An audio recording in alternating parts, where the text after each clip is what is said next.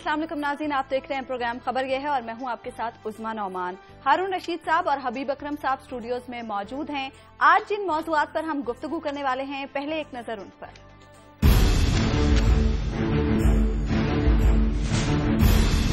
तहरीके इंसाफ को जोरदार झटका। NA-246 में जमात इस्लामी ने अपना उम्मीदवार दस्तबरदार करने से इनकार कर दिया।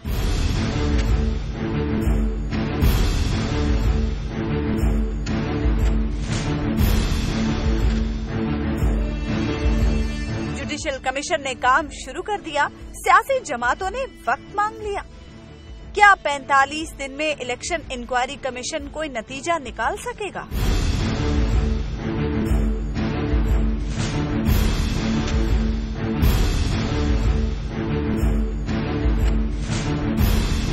फौजी अदालतों की दी हुई सजाएं मुअत्तल, क्या 21वीं आईनी तरमीम बेअसर हो गई?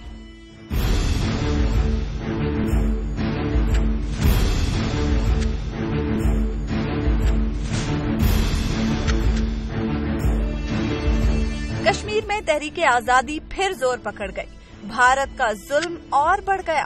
मुतादिद हुर्रियत रहनुमा नजरबंद, निहत्ते कश्मीरियों पर बेरहमाना तशद्दुद। तो सबसे पहले हम बात करेंगे NA-246 की, जहां पर आज जमात इस्लामी ने खवातीन का जलसा भी किया। हारून साहब, उस हवाले से तो हम बात करेंगे, लेकिन पहले एक सवाल है मेरे जहन में। जमात इस्लामी ने अपना उम्मीदवार दस्तबरदार करने से इनकार कर दिया। कहीं बकौल अल्ताफ हुसैन साहब NA-246 में मुकाबला नहीं, मुकाबली तो नहीं होने वाली? खैर, अल्ताफ हुसैन साहब तो ऐसी गैर जिम्मेदाराना गुफ्तगू करते हैं। अब वो तकरीबन एक मज़ाहिया किरदार बन चुके हैं। ये तो सीरियस प्रोग्राम है। गुजारिश ये है कि मुकाबला तीन तरफा हो गया। अक्सर होता है तीन तरफा। मुकाबली क्या है? मतलब उसको 1,30,000 वोट तो नहीं मिलेंगे, उसको 1,40,000 इनके आदमी को। हालांकि MQM के वोटरों में वो भी हैं जो लाहौर से जाएंगे, जो मुल्तान से जाएंगे, जो खानेवाल से जाएंगे। अच्छा। जो इस्लामाबाद से जा रहे हैं, क्योंकि उन्होंने जितने उनके रिश्तेदार है कराची वालों के, MQM के वर्करों के, वोटरों के, सारे मुल्क में सबके वोट वहीं बने हुए हैं।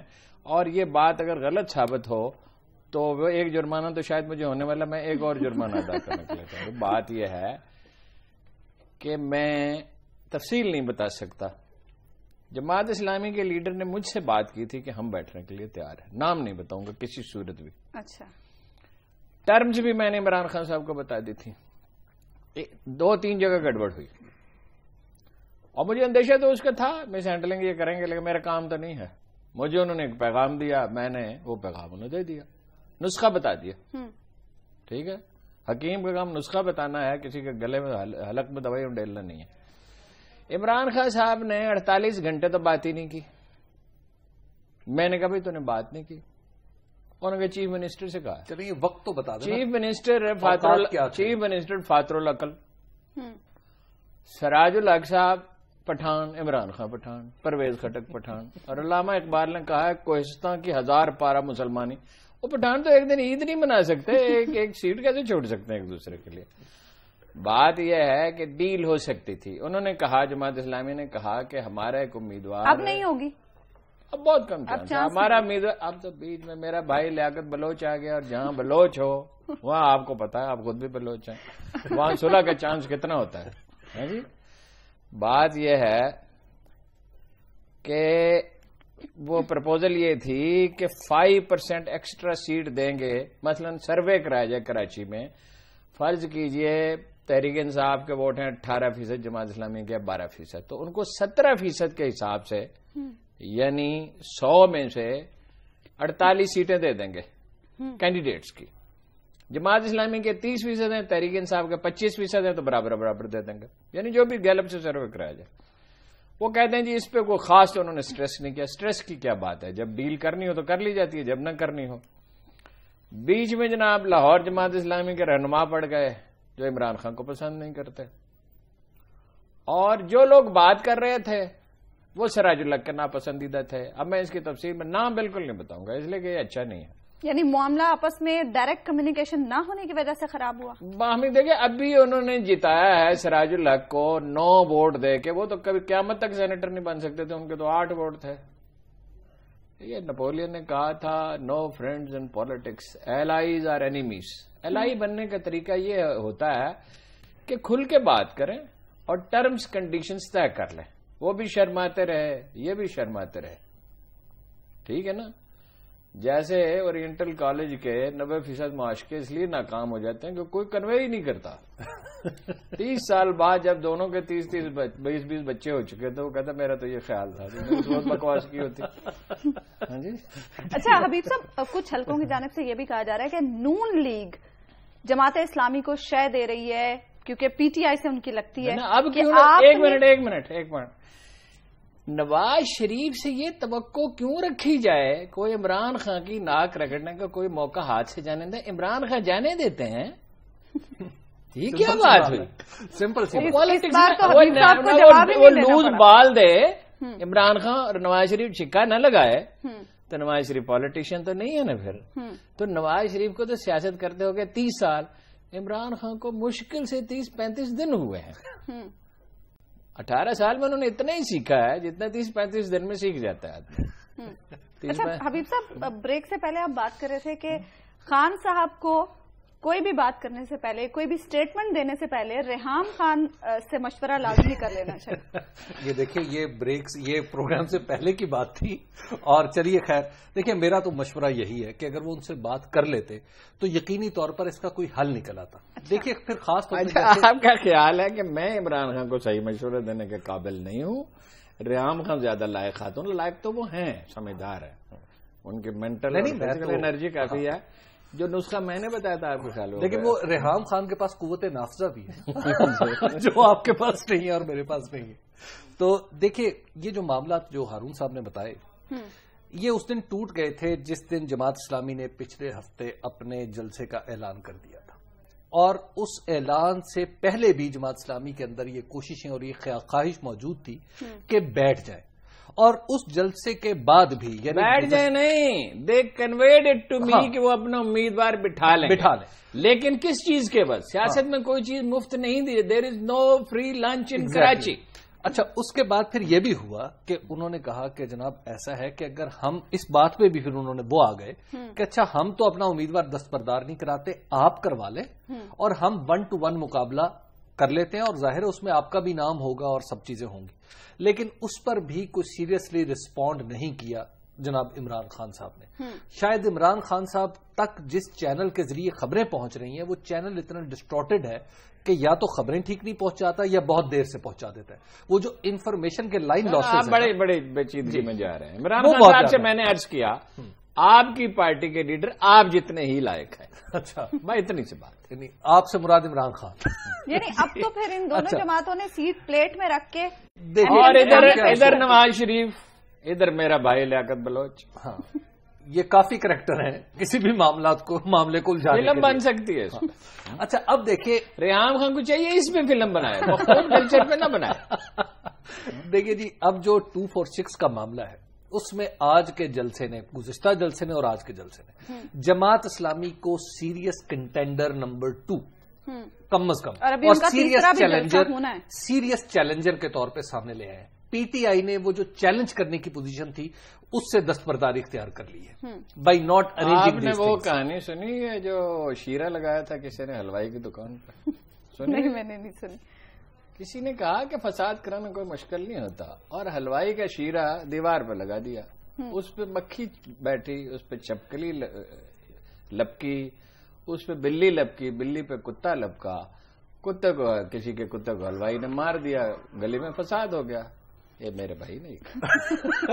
اچھا تو دیکھیے جی وہ جو معاملہ تھا وہ تو اب گہرا ہے. لیکن آج جو سراج الحق صاحب نے جو تقریر کی ہے اس میں ایک بڑا لاجیکل پوائنٹ اٹھایا. انہوں نے کہا ہارون صاحب پریزائڈنگ آفیسرز کی لسٹ الیکشن کمیشن کی طرف سے جاری نہیں کی جا رہی. اچھا اب پریزائڈنگ آفیسرز ماضی میں جماعت اسلامی اس معاملے میں تھوڑی اوور سینسٹیو ہے. ماضی میں پاکستان تحریک انصاف کے ایک کینڈیڈیٹ جو جیتے ہوئے قومی صوبائی اسمبلی کے ممبر بھی ہیں جناب حفیظ الدین صاحب, سید حفیظ الدین صاحب, انہوں نے یہ واردات ڈالی تھی کہ وہ جعلی پریزائڈنگ آفیسرز لے آئے تھے उनसे उन्होंने ठप्पे लगवाए, रिजल्ट बनवाया और खुद जाके हबीब साहब खुद जाके मैं बैठ के सुबह मतलब है नौसरबाजी में तहरीक इंसाफ नून लीग की जितनी कैपेसिटी रखती है। नहीं, मैं तो सिर्फ उनकी बात करो, पता नहीं अब उनका हमसर को हम आपकी बात को यहीं से आगे बढ़ाएंगे। एक ब्रेक का वक्त हुआ, ब्रेक के बाद भी हम डिस्कशन का सिलसिला जारी रखेंगे।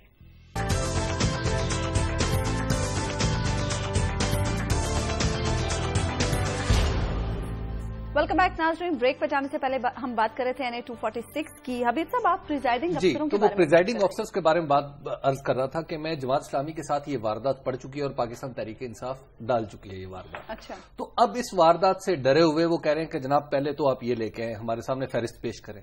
दूसरा वो कह रहे हैं कि आइंदा चंद दिनों में आप इतना तो कर सकते हैं। इमरान इस्माइल को भी हफीजुद्दीन समझ रहे हैं।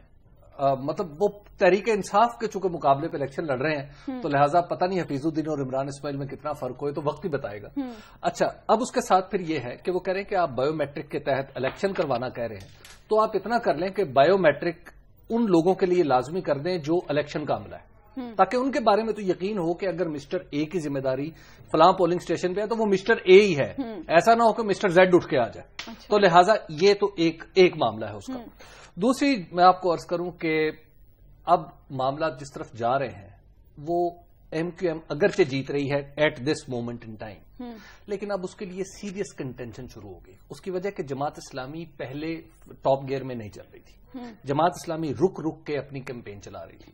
अब आइंदा जो चंद दिन है उसमें जमात इस्लामी बहुत एग्रेसिवली अपनी कैंपेन करेगी, घर घर जाएगी, और नो डाउट MQM भी घर घर जा रही है। तो लिहाजा अब मुकाबला जो है वो थोड़ा सा कांटेदार हो जाएगा जमात इस्लामी में और MQM में। आपने गौर लेकिन तहरीक इंसाफ आली जनाब कराची क्यों तशरीफ ले गए? अच्छा, तहरीक इसलिए कि इत्तेहाद न हो सके, और मोस्ट प्रोबेबली इनको नून लीग ने फरमाइश की थी कि भाई आप हैं तो इमरान खान के खिलाफ है, तो सुनहरी मौका है। यानी आप ये कह रहे हैं हबीब साहब की कोशिश से ये हवाई किसी दुश्मन ने उड़ाई होगी। बात ये तहरीक इंसाफ के पास हारून साहब कि जमात इस्लामी प्रोपेगेंडा में अपना सानी नहीं रखती। हो सकता है मैंने 7 दिसंबर 1970 को सैयद अबुल आला मौदूदी को ये कहते सुना, मेरी समझ में ये बात, आप बड़े फसी थे, बड़े शरीफ आदमी थे, एक तो चेहरे पर बड़ी निजाबत थी और फसी बहुत। ये बात किसी तरह मेरी समझ में नहीं आती कि जमात इस्लामी इलेक्शन हार सकती है।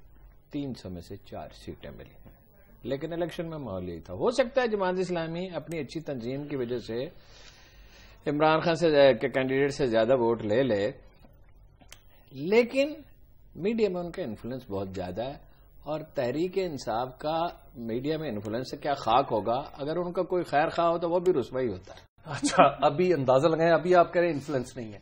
भाई रेहाम खान कराची पहुंची टिकर, रेहाम खान ने कुल्फी मांगी खबर, इमरान खान ने जर्दा खाया खबर। अच्छा, इमरान खान एक बात सुने, आप मीडिया के आदमी हैं जी, आप बात को परवेज रशीद की तरह ट्विस्ट करने में अपना सानी नहीं रखते। क्या सिराजुल्लाह के कुल्फी खाने पे टिकट चलेगा? रेहाम खान के खाने पे चलेगा? मतलब मीडिया की एक जमालियात होती है। ओ भाई, मीडिया की एक जमालियात होती है। इमरान खान ही कंटेनर पे 4 महीने खड़ा हो सकता है, फजलुर रहमान 3 दिन खड़ा रहे, लोग टीवी बंद कर देंगे। टीवी की एक जमालियात होती है जी।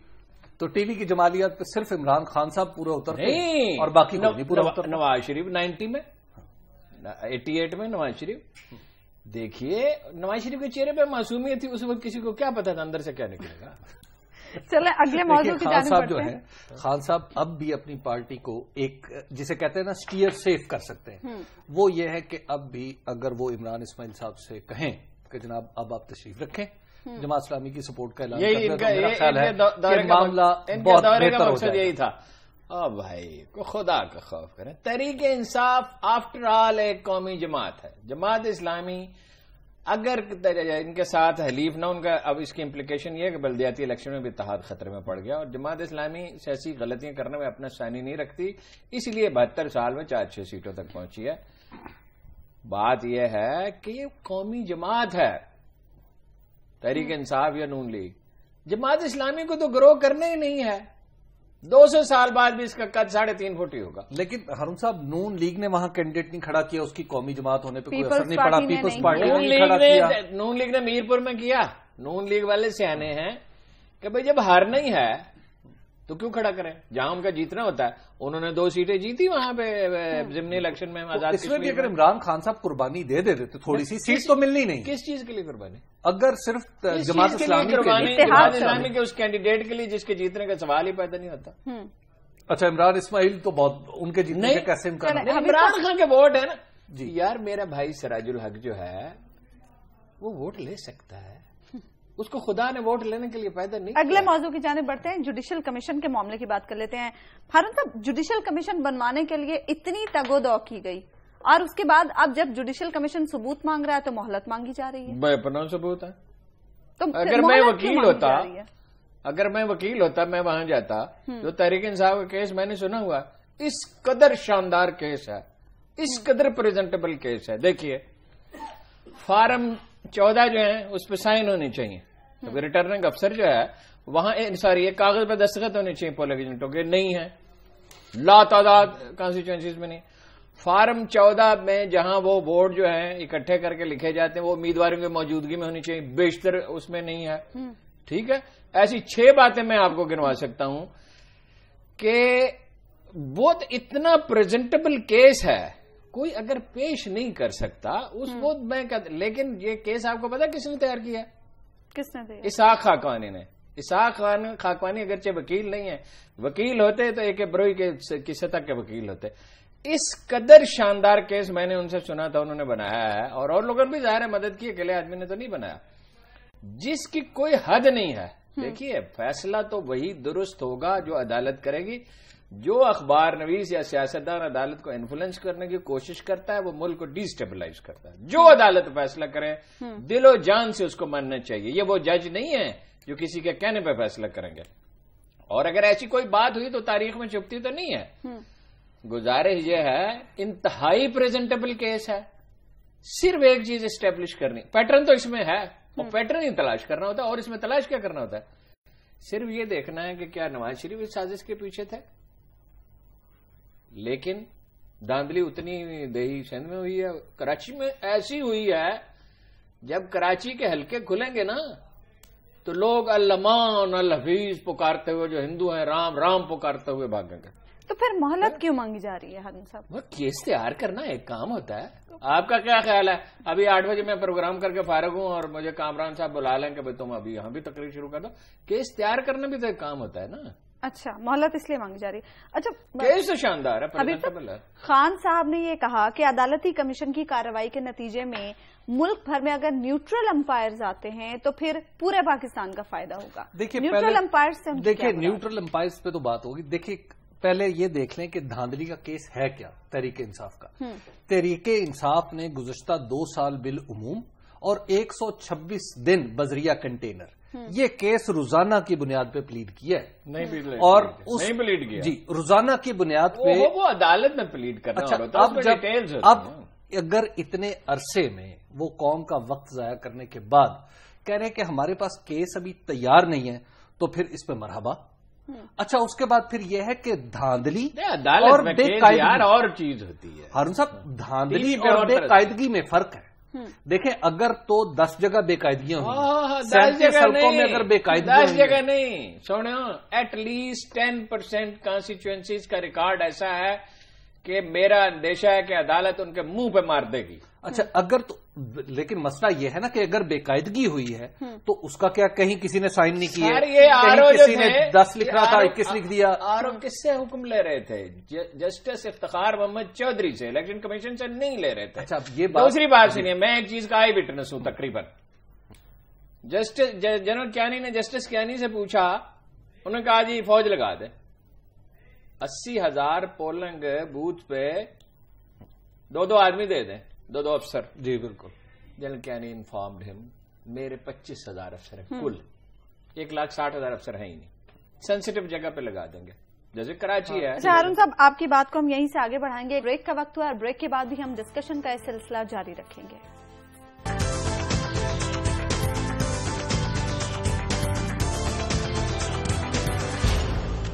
ویلکم بیک ناظرین. بریک پر جانے سے پہلے ہم بات کر رہے تھے جوڈیشل کمیشن کے حوالے سے. ہارون صاحب, آپ پولنگ اسٹیشن پر فوج کے افسروں کی تعیناتی کے حوالے سے بات کر رہے تھے. میں ایک بات کہنا چاہتا ہوں آج, جی, آنیسٹلی اور اس کو کوئی مذاق نہ سمجھے. جنرل کیانی کے ساتھ میری بڑی لمبی ملاقات ہے. اتنے شریف آدمی ہیں, اتنے شریف ہیں, مذاق وہ کرتے نہیں, نہایت سیریس, نہایت نوبل, نہایت آنےسٹ اور شریف آدمی. کبھی کبھی میرا دل کرتا تھا کہ جنرل صاحب آپ ایسا کریں, یہ وردی مجھے دے دیں, مجھے پہنا دیں اور مجھے بنا دیں چیف آف آرمی اسٹاف. میں دیکھتا ہوں بدماشی ادھر کرتا کون ہے, جو جنرل راحیل شریف نے کیا. ہاں جی, میں تو خیر یہ تو ایک تشریح کی بات ہے نا. اگر دیکھیے 2007-8 میں he put his foot down, کیا نہیں, told the corps commanders and IGs and chief secretaries no rigging. Musharraf کے بیٹھے ہوئے ریگنگ نہیں ہونے دی. آئی ونڈر وائی ان 2013 انہوں نے لا تعلق ہونے کا فیصلہ کیا. اس سوال کا جواب تاریخ ہی دے گی. میرا خیال ہے اس لیے کہ وہ اس نتیجے پہ پہنچے کہ میں فوج کا منہ کیوں کالا کروں. اس لیے کہ انہیں پتا تھا کہ دھاندلی مختلف لوگوں نے کرنی, کسی ایک کی نہیں میں بات کر. انہوں نے کہا میرے پاس 25,000 افسر ہیں, اور ظاہر ہے ٹیررزم بھی تھا. جسٹس کیا نہیں, چیف الیکشن کمیشنر نے تو انہیں پہچانا ہی نہیں نا. یہ خاکسار اکیلا ہی تھا پورے ملک کو بتانے والا کہ جو چیف الیکشن کمشنر صاحب ہیں, کیا نام ہے ان کا, فخرو بھائی. فخرو بھائی کو صرف ایک کام آتا ہے, استعفیٰ دینا. دنیا کا کوئی کام اور نہیں آتا. اکیلا میں چیختا رہا, وہ بڑا ایماندار, وہ ایمانداری کو چاٹنا ہے اس کی. اور جسٹس کینی سے کہا کہ اگر فوجی افسر وہاں کھڑا ہو اور بے قاعدگی ہو رہی ہو اور دھاندلی ہو رہی ہو تو کیا وہ پولنگ معطل کر سکتا ہے؟ بند نہیں, معطل 1 گھنٹے کے لیے. He said no. اس الیکشن کمیشن کے ارکان کو پکڑیں, کافی ہے, یہ خود بتا دیں گے سب. اچھا, اب مسئلہ یہ ہے کہ اس کے ساتھ پھر ہمیں جنرل اشفاق پرویز کیانی صاحب کو بھی کٹہرے میں کھڑا کرنا ہے, جو ہمارے سابق چیف آف آرمی اسٹاف ہے. اچھا, ہمارا نظام حکومت اتنا طاقتور ہے. اس کا مطلب کیا ہوتا ہے؟ اچھا ہارون صاحب, مجھ سے بھی پوچھیں. ہمارا نظام حکومت اتنا طاقتور ہے جو جنرل پرویز مشرف سے تو کوشچن کر نہیں سکتا, جنرل اشفاق پرویز کیانی سے بہت کوشچن کریں گے. جنرل کیانی صاحب اپنا موقف بتا دیں گے, جیسے انہوں نے ایک کیس میں لکھ کے سپریم کورٹ کو دیا تھا, اور اس پہ باوجود اس کے اپنا حکومت ناراض ہوئی, انہیں لکھ کے دے دیا تھا. انہیں یہ تو بعد میں 20 دفعہ میں بتا چکا ہوں, کوئی جرا نہیں ہوگی, یعنی اس پہ کوئی جرا بھی نہیں کر سکے. ہوتی رہے جرا. اچھا, اس کے بعد آپ جنرل کیانی کو کیا سمجھتے ہیں؟ جنرل کیانی کو فرعون؟ نہیں, میں تو انہیں جنرل ہی سمجھتا ہوں, فرعون, اور میں پاکستان کی تاریخ کو بھی سمجھتا ہوں. جنرل کیانی فرعون ہے کوئی؟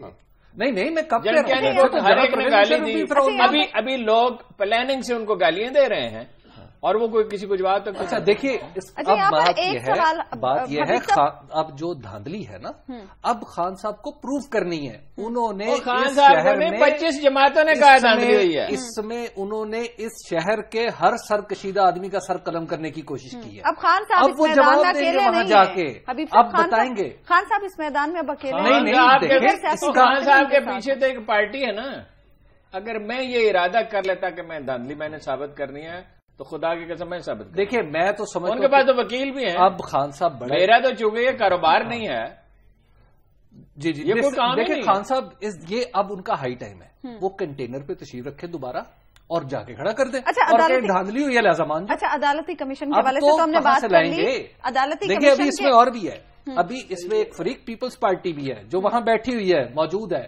اور میں آپ کو عرض کروں, پیپلز پارٹی حکومت کو کچھ اس طرح سپورٹ کرتی ہوئی نظر آ رہی ہے جیسے کسی دور میں حکومت کو نواز شریف صاحب نے میمو گیٹ لے جا کے عدالت میں سپورٹ کیا تھا. اچھا, پرانا دوستانہ زندہ. جی, یہ مجھے لگ رہا ہے کہ کیس اب یہ تو بنوا چکے ہیں نا, اور ان پہ اعتماد کا اظہار. جو کچھ کہہ رہے ہیں نا نواز شریف کے بارے میں, وہ دراصل یہ ہے کہ دامن پہ کوئی داغ نہ خنجر پہ کوئی چھینٹ, تم قتل کرو ہو کہ کرامات کرو ہو. اب یہ کرامات ہے مال شاعری. حقیقت یہ ہے کہ خون چھپا نہیں کرتا, جرم کبھی نہیں چھپا بشرطے کہ خون ہو. اچھا, دھاندلی تو ہوئی ہے.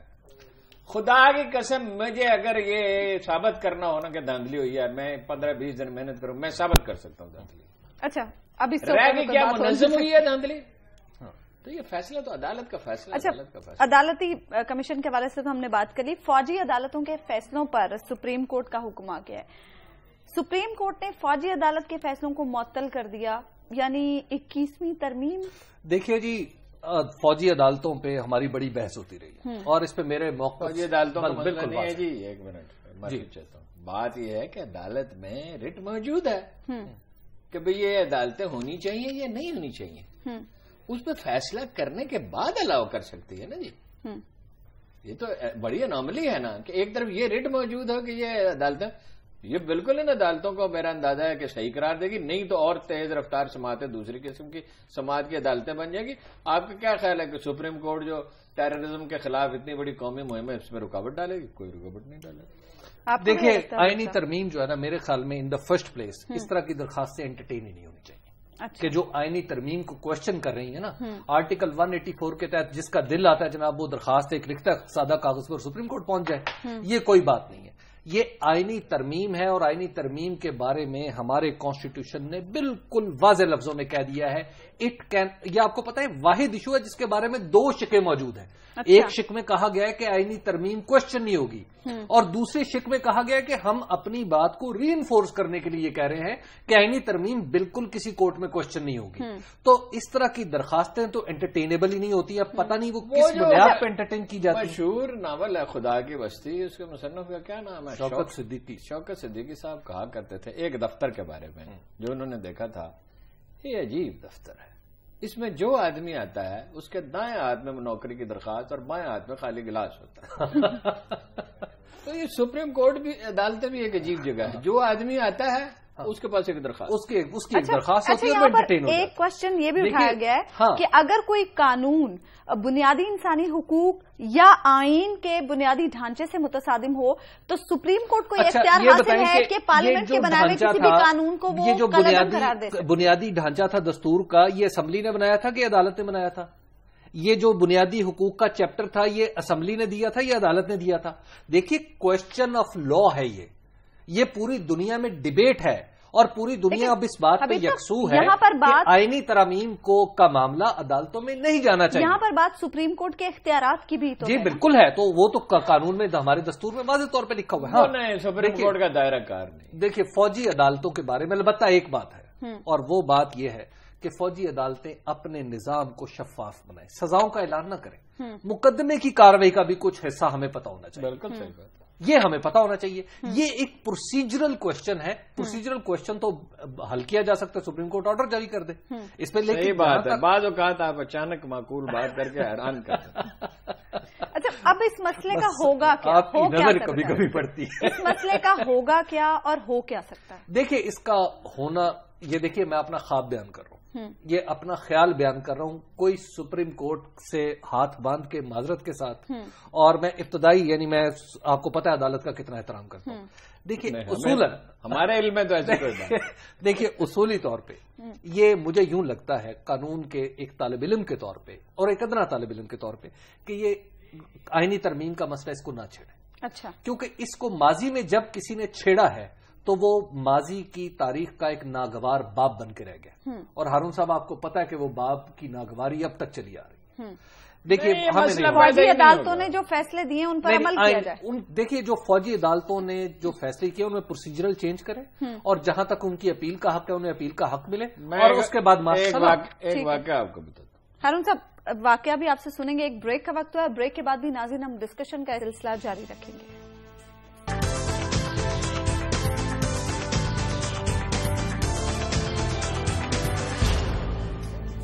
ویلکم بیک ناظرین. بریک پہ جانے سے پہلے ہم بات کر رہے تھے فوجی عدالتوں کے فیصلوں پر سپریم کورٹ کی جانب سے جو حکم سامنے آیا ہے. ہارون صاحب اس حوالے سے آپ کوئی واقعہ سنا؟ میں تھکا ہوا، میری میموری کام نہیں کرے. مجھے سچی بات ہے وقفے میں واقعہ بھول گیا کہ فوجی عدالتوں کا معاملہ یہ ہے کہ یہ جب آپ کو پتا نا نواز شریف صاحب کے آخری دنوں میں بنی تھی تو نتیجہ اچھا نہیں آ رہا تھا. تو ہمارے دوست ہیں خواجہ ہارون، تو انہوں نے تجویز دی نواز شریف کو کہ اس کی مانیٹرنگ ہونی چاہیے. اور مانیٹرنگ کیا؟ حکومت اصل میں مانیٹرنگ کا کام ہے، بہت کم لوگ سمجھتے ہیں.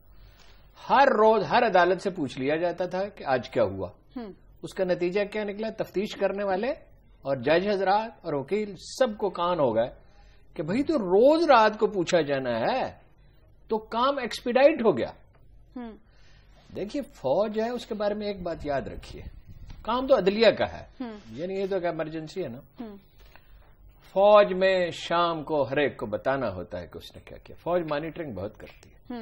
یعنی یہاں بھی دیکھیے مانیٹرنگ ہونی رینج چاہیے. وہ کام جو پولیس نہیں کر سکی اور سب سیاستدان مل کے اور سرکاری محکمے نہیں کر سکے جن کا کام ہے. رینجز کے ایک میجر جنرل نے اس نوجوان کو میں بڑے عرصے سے جانتا ہوں, اس نے کر دکھایا. اچھا ہارون صاحب وقت کم ہے, اگلے موضوع کی جانب بڑھتے ہیں. ایک اور عدالت کے حوالے سے, فوجی عدالتوں کے حوالے سے ایک صاحب فوجی ہیں, انہوں نے ایک بات واضح کی ہے. انہوں نے کہ جو اکیوزڈ ہو اور کنوکٹ ہو کوئی بندہ تو اس کو مل جاتی ہے اس کی کاپی پروسیڈنگز کی, لیکن وہ اوپن نہیں ہوتی. تو پھر میرا خیال ہے کہ یہی ایک کوشچن ہے کہ اس کو تھوڑا اوپن ابھی تو وقت کم ہے, اگلے موضوع کی جانب بڑھتے ہیں. کشمیر میں کشمیری رہنماؤں کو نظر بند کر دیا گیا ہے. ان واقعات میں اچانک اتنی تیزی کیوں آ گئی ہے؟ دیکھیے ایک تو کچھ امیڈیٹ واقعات ہے کہ وہاں ایک نوجوان جو ہے مارا گیا, اس کو یہ قرار دیا کہ ساری وہ نوجوان والا واقعہ تو یہ صحیح کہہ رہے ہیں, لیکن علی گیلانی پہنچے 5 مہینے کے بعد دلی سے وہاں پہنچے. دیکھیے علی گیلانی جو ہیں, ہم ہیں اس ایسے کمتری کے مارے ہوئے.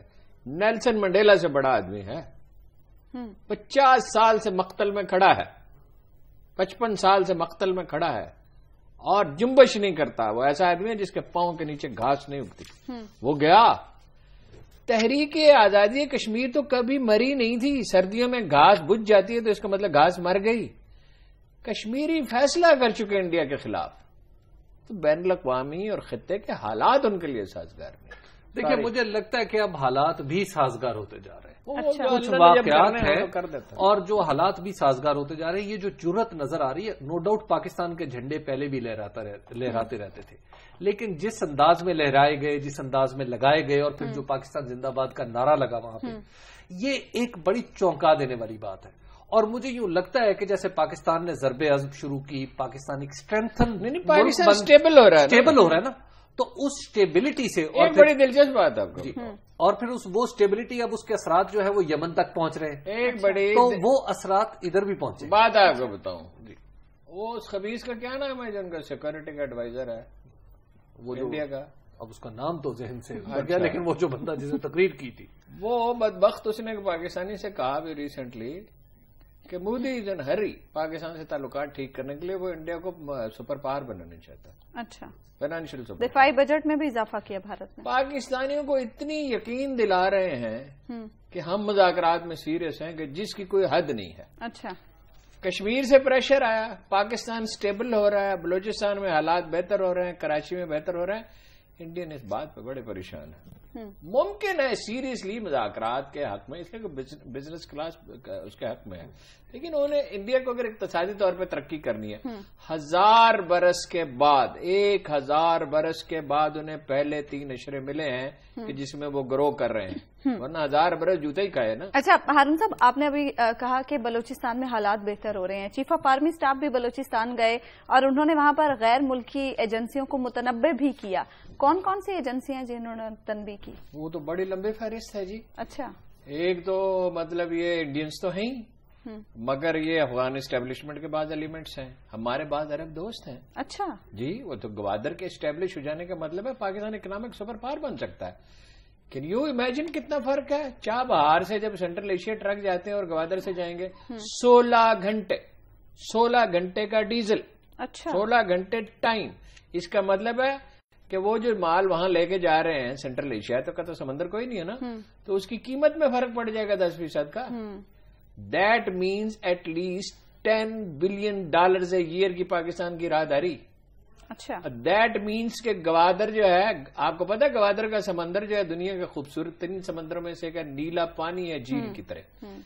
تو کیا آپ اندازہ کر سکتے ہیں کہ دبئی جیسی ایک اور اکانومی وجود میں آ سکتی ہے؟ دبئی تو نان ایگزسٹنٹ ہو جائے گا اگر یہ چلتا ہے. اور اس کی لوکیشن اور یہ مین پاور اور پاکستان کی, تو وہ تو کوئی ایک نہیں ہے. لیکن آپ نے دیکھا کہ کوئکلی کاروائی کی گئی اس کے بعد. دیکھیے حکومت اب سیریس نظر آتی ہے. جو ڈیو کریڈٹ ہے وہ دینا چاہیے. چودھری نثار متحرک ہیں, اس کی تفصیل میں پھر کسی وقت بتاؤں گا. جنرل راحیل نو نان سینس آدمی ہے, جو کام انہیں کرنا ہوتا ہے وہ دیکھیے فوراً بھاگ کے پہنچے وہاں. جنرل جنجوا جو ہیں, میں اس لیے نہیں کہ کوئی کسی ایک واقعے سے ان سے متاثر ہوگا, ایکسیلنٹ آدمی. انہوں نے کیا کیا کہ جو وہ کام کیا جو فوجی افسروں کو ان سے سیکھنا چاہیے کہ وہ پیچھے رہے ہمیشہ. انہوں نے کبھی داد لینے کی کوشش نہیں کی, کبھی حکم نہیں دیا, صوبائی حکومت کی مدد کی. دیکھیے آج ڈاکٹر عبد المالک کہتے ہیں انڈیا تقریب کار، یہ الفاظ پہلے نہیں کہتے تھے. دیکھیے چودھری نثار نے کہہ دیا ان سے، برٹش ہائی کمشنر سے، کہ جناب والا بندے ہمارے بھی حوالے کرنے پڑیں گے، ایسے نہیں ہوگا. کون؟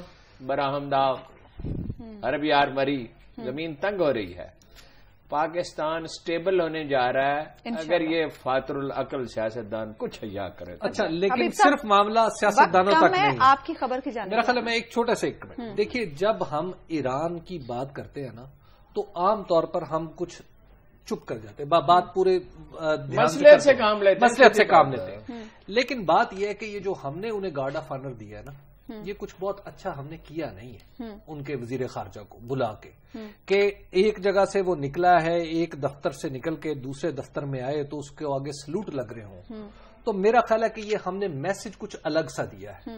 یہ دنیا والے کسی اور طریقے سے اس کو انڈرسٹینڈ کر رہے ہیں، ہم چاہے کسی اور طریقے سے انڈرسٹینڈ کریں. تو میرا خیال ہے کہ ہمیں اس تاثر کو بھی رفع کرنا چاہیے، کیونکہ واقعات جڑے ہوئے ہیں.